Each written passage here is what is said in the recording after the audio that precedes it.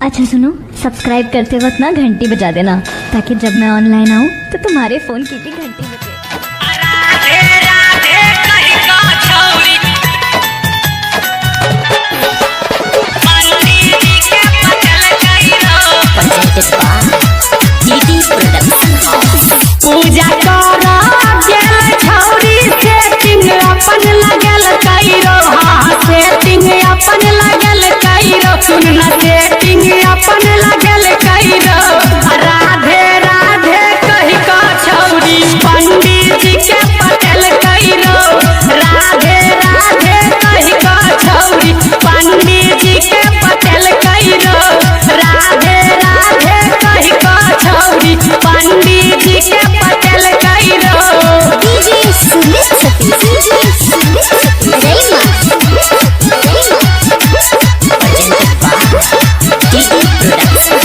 छौरी मंदिर के घंटा बजबै छै हां पंडित जी के पटबै छै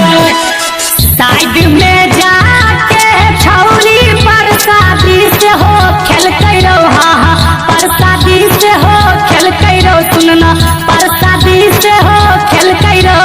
राधे राधे कहीं का छौरी पंडित जी के पटल कइरो राधे राधे कहीं का छौरी पंडित जी के पटल कइरो डीजे सुमित सती डीजे सुमित सती रेमा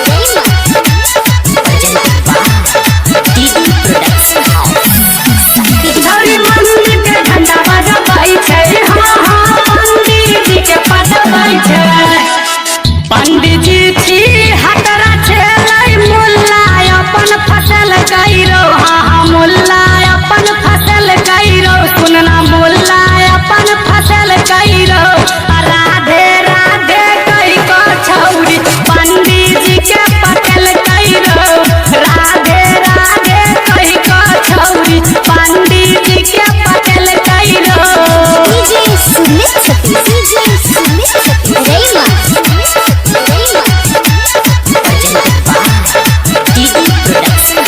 छौरी मंदिर के घंटा बजबै छै हां पंडित जी के पटबै छै